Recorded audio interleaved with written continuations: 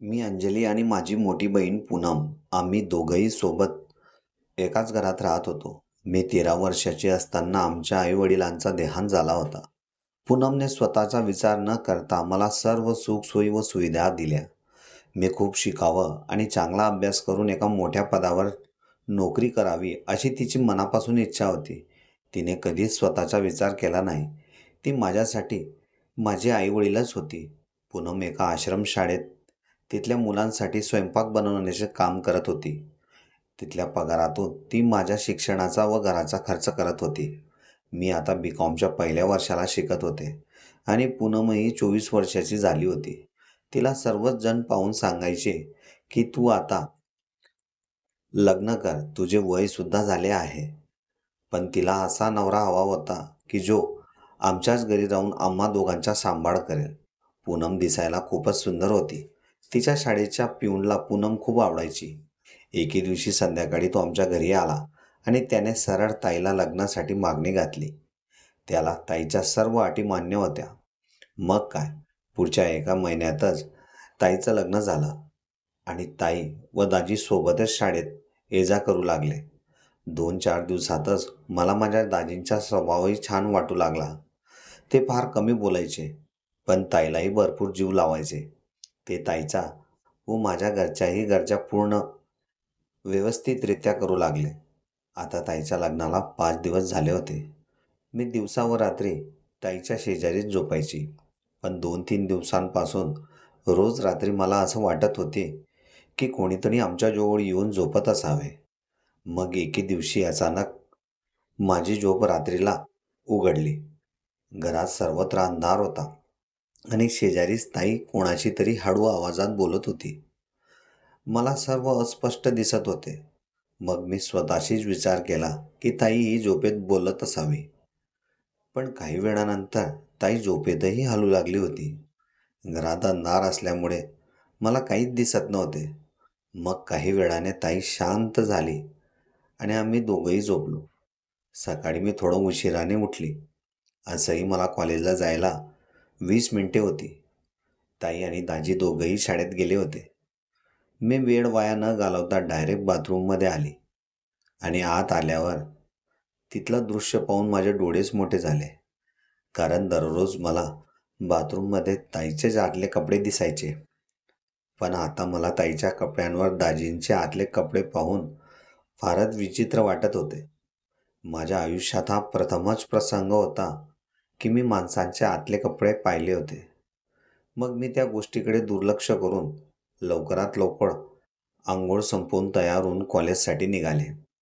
माझी कॉलेज सकाळी 7 ते 12 असायची आणि ताईची शाळासुद्धाही 7 ते 12 असायची. दुपारी मला आज कॉलेजमधून घरी यायला थोडा उशीर झाला होता आणि मी जेव्हा घरी आले तेव्हा घराचे दार हे लावलेले होते. नेहमीच घराचे दार हे उघडे असायचे, पण आज लावलेले पाहून मलाही वेगळंच वाटत होतं. मग मी जेव्हा दारावर थाप मारली तेव्हा दार हा आतल्याच बाजूने उघडला. आमच्या घरात 2च रूम होते आणि एक किचन. घरात आल्यावर अगदी शांतता वाटत होती. घरात कोणी आहे की नाही, का ताई व दाजी कुठे बाहेर तर नाही ना गेली असतील. तेवढ्यातच आतल्या खोलीतून ताईचा आवाज मला आला. त्या रूमचा दार अर्धवट उघडाच होता. मी जवळ जाऊन भिंतीच्या आडोशाला येऊन उभे राहून त्या दोघांच्या गोष्टी ऐकू लागले. तेव्हा दाजी ताईला सांगत होते, पूनम, अंजलि की वजह से हमें प्यार करने में काफ़ी दिक्कत आ रही है. क्यों ना हमें अंजलि को बाहर गांव पढ़ाई के लिए भेज देना चाहिए. अभी अंजलि भी काफ़ी बड़ी हो चुकी है और एक ही रूम में हम तीनों को साथ ही सोना पड़ता है. इसलिए हमारी सुहागरात भी अच्छे से हम नहीं मना पा रहे हैं. तेव्हा ताई दाजींना म्हणाली, अभी वो काफ़ी छोटी है और बचपन से वह मेरे साथ ही सोती थी, इसलिए वह मुझसे दूर नहीं रह पाती. और रही बात सुहागरात की, जैसे ही अंजलि रात को सो जाएगी तभी हम अपनी सुहागरात मना लिया करेंगे. ताई सांगत असताना मी हळूच रूममध्ये डुंकून पाहिले. तेव्हा ताई ही दाजींच्या मिठीत होती आणि दाजींचा एक हात ताईंच्या ब्लाऊजची हूक उघडण्यात व्यस्त होते. ताई अजूनही दाजींच्या मिठीतच होती. ताईचे आतले कपडे मला स्पष्ट दिसत होते. तेवढ्यातच दाजींनी ताईचा चेहरा आपल्या दोघा हातात पकडला आणि त्यांचे ओठ त्यांनी ताईच्या ओठांपर्यंत नेले आणि तेवढ्यातच दाजींचे लक्ष उघड्या असलेल्या दाराच्या फटीतून माझ्याकडे गेले. दाजी मला पाहून ताईपासून लांब झालेच नाही. ते माझ्याकडे पाहूनच ताईंच्या ओठांचा रस चाखत राहिले. त्या दोघांना पाहून माझ्याही अंतर्मनात आग लागल्यासारखे झाले होते. मला काय करावे यावेळेस काहीच सुचत नव्हते. पण दाजींनीही माझ्यासोबत असेच करावे असे मला झाले होते. ताई व दाजींचा खेळ 15 ते 20 मिनिटे तसाच सुरू होता.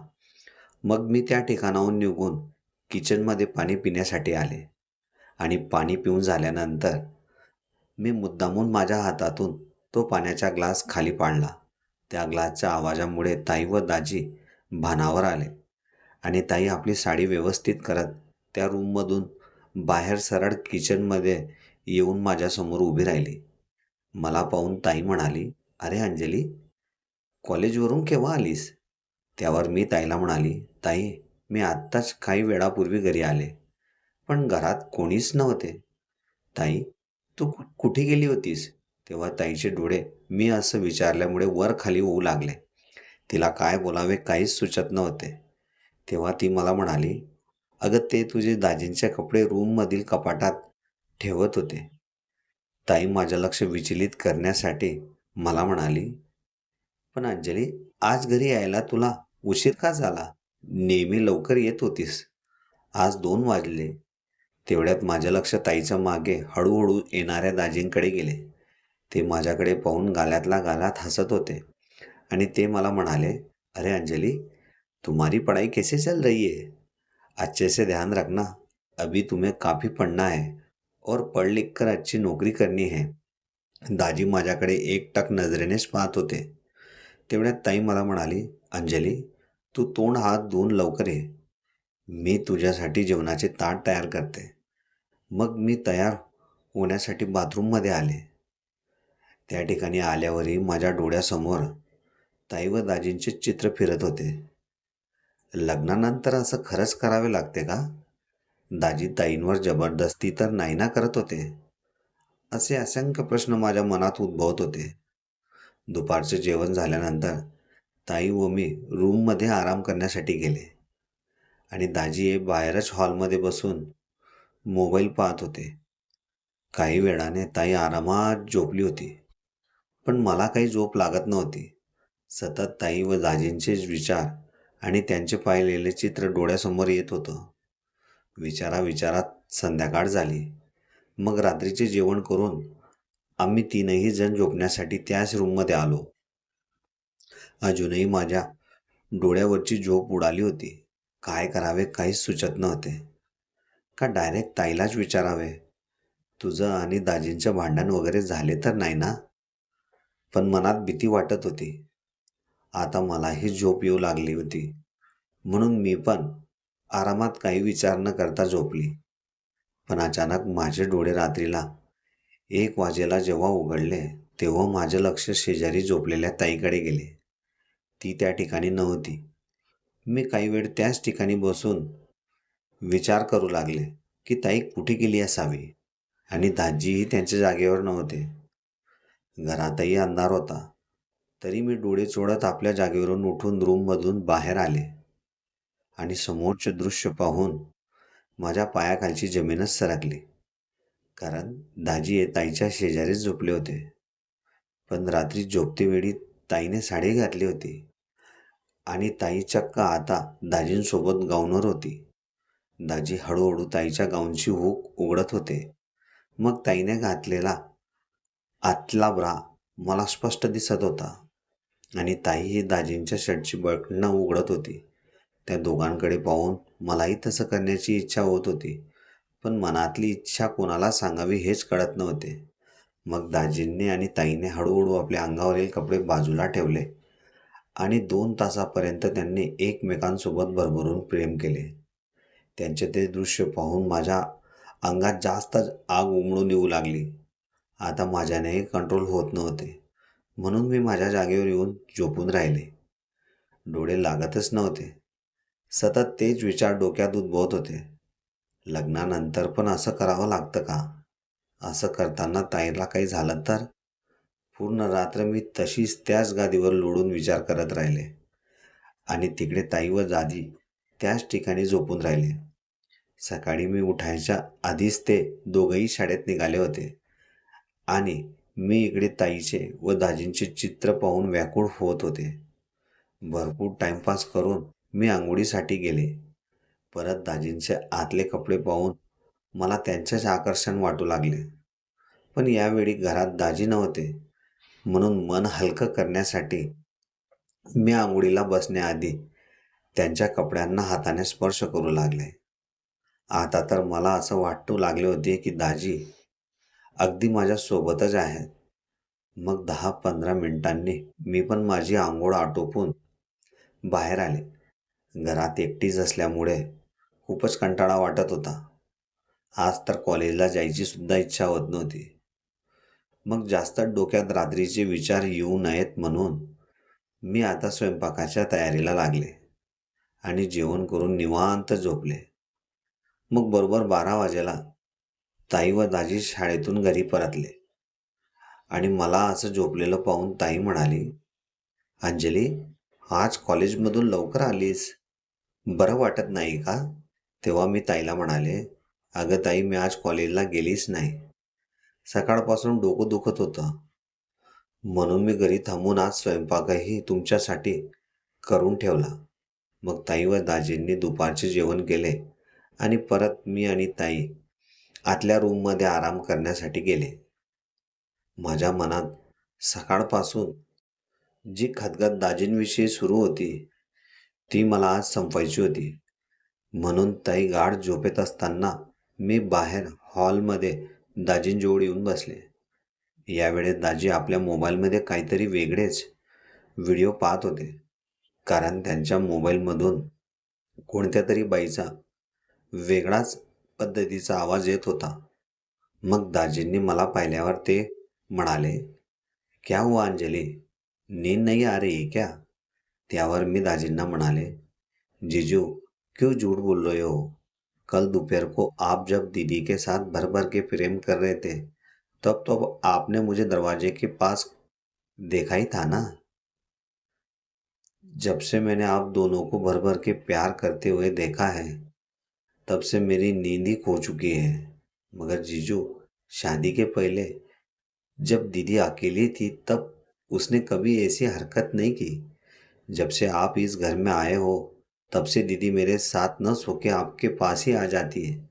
सच में ये जरूरी होता है क्या, पति पत्नी को शादी के बाद एक साथ रहना? और क्यों?" त्यावर दाजी मला म्हणाले, "अरे अंजलि, उसी को तो जिंदगी कहते हैं। शादी खाली एक दूसरे के साथ सोना नहीं होता। शादी का मतलब जन्मों जन्मों का साथ होता है। दो आत्माओं का मिलन होता है। जब ये दो आत्मा एक साथ मिलती है, तब जो मजा आता है, वो मजा पूरी जिंदगी में आदमी को किसी के साथ नहीं आता है। जब तुम्हारी शादी हो जाएगी ना, तब तुम्हें धीरे धीरे सब पता चल जाएगा." तेव्हा मी जीजूंना म्हणाली, "मगर जीजू, मुझे भी शादी से पहले वैसा मजा और आनंद चाहिए जो आप दीदी को दे रहे हो। कल रात को जब मैंने आप दोनों को उस हालत में देखा, तब से मैं अपना होश ही खो चुकी हूँ। तब से आपका ही चेहरा मेरे आंखों के सामने घूम रहा है। कब मैं आपको गले लगाऊं, कब नहीं, ऐसा मुझे हो रहा है." मग जीजू मला सांगू लागले, "मगर अंजलि, मैं तुम्हारे साथ ऐसा कुछ नहीं कर सकता, क्योंकि मैं तुम्हारे दीदी के साथ इसलिए ऐसा प्यार कर रहा हूँ क्योंकि वो हम दोनों के वंश को आगे बढ़ा सके." त्यावर मी दाजींना म्हणाले, "मैं कुछ समझी नहीं जीजू, आप क्या कहना चाहते हो?" तेव्हा जीजू मला म्हणाले, "अंजलि, तुम अभी बहुत छोटी हो। तुम जैसे जैसे बड़ी होगी और तुम्हारी शादी किसी अच्छे से लड़के के साथ हो जाएगी, तब तुम्हें सब कुछ बातें खुलकर समझ में आ जाएगी." त्यावर मी जीजूंना म्हणाली, "मगर जीजू, जब मेरी शादी होगी तब होगी, मगर मेरे दिल में जो आग लगी है उसे आप ही बुझा सकते हो। और एक बात आप मुझे बताओ, शादी से पहले ऐसे भर भर के एक दूसरे से हम प्यार नहीं कर सकते हैं क्या?" तेव्हा जीजू मला म्हणाले, क्यों नहीं कर सकते, मगर जैसा प्यार मैं तुम्हारे दीदी के साथ कर रहा हूँ वैसा नहीं। क्योंकि अगर मैं भी तुम्हारे साथ वैसा प्यार करने लगा और उसमें कुछ गड़बड़ हो गई तो तुम्हारी दीदी मुझे कभी माफ़ नहीं करेगी और हम दोनों का तलाक भी तुम्हारी वजह से हो सकता है। माझे म्हणणे जिजू ऐकून घ्यायला तयारच होत नव्हते. आता काय करावे काहीच समजत नव्हते. मला तर एकदा तरी जिजूंना मिठीत घ्यावे अशी मनापासून इच्छा होत होती. मग मी जिजूंचे मन धरण्यासाठी एक युक्ती लढवली. जिजू ताईजवळ जसं प्रेम करतात तसं प्रेम न करता नॉर्मली जर माझ्यासोबत प्रेम करतील तर एके दिवशी मी त्यांना माझ्या सुंदरतेच्या जाळ्यात नक्कीच अडवू शकते. म्हणून मी जिजूंना म्हणाले, जिजू, मैं चाहती हूँ कि आप भी मुझे अपने तरीके से प्यार करो। नहीं मैं चाहती हूँ वैसे, आप जैसा बोलोगे वैसा मैं करने के लिए तैयार हूँ। मग तेव्हा जीजू मला म्हणाले, हमारे पास खाली 3 दिन का समय रहेगा। जब मैं और पूनम स्कूल से घर लौटेंगे, उसके बाद जब तुम्हारी दीदी सो जाएगी, तब मैं तुम्हें दिखाऊंगा कि कैसे प्यार किया जाता है। मला खूपच आनंद होत होता. मला काय करावे काहीच समजत नव्हते. मी त्या आनंदाच्या भरात दाजींनाच मिठी मारली आणि त्यांच्या गालावर एक मुका घेतला. माझ्या शरीराचा स्पर्श ज्यावेळेस दाजींना झाला, तेव्हापासून ते एकटक नजरेने माझ्याचकडे पाहत होते. त्यांना माझ्यात असं काही वेगळं जाणवलं असेल, म्हणून ते असे पाहत असावे, असे मला वाटू लागले होते. आता मी फक्त उद्या दुपारचीच आतुरतेने वाट पाहत होती. केव्हा दाजी घरी येतील आणि ताई झोपल्यावर मला मिठीत घेऊन भरभरून प्रेम करतील. म्हणून मी रात्रीलाही लवकर झोपले आणि सकाळी लवकर उठून कॉलेजला आले. मग शेवटचे 2 पिरियड न करता मी लागलीच घरी येऊन दाजींची वाट पाहू लागले. मी वारंवार गाडीकडेच लक्ष देऊनच घरातली कामंही उरकवत होती आणि जसेही दाजी घरात आले, मी त्यांच्याकडे पाहून गोड स्माईल दिली आणि त्यांनीही माझ्याकडे पाहून गोड स्माईल दिली. ताई आल्या आल्याच फ्रेश होण्यासाठी बाथरूममध्ये गेली आणि तेव्हाच दाजी मला म्हणाले, क्या बात है अंजली, आज बहुत खुश लग रही हो.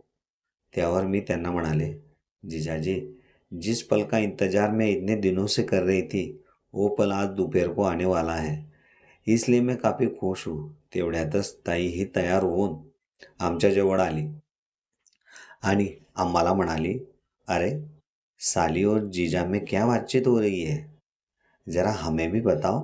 तेव्हा दाजी ताईला म्हणाले, अरे पूनम, ऐसे कोई खास बातचीत नहीं है, मैं तो अंजलि को उसके पढ़ाई के बारे में पूछ रहा था.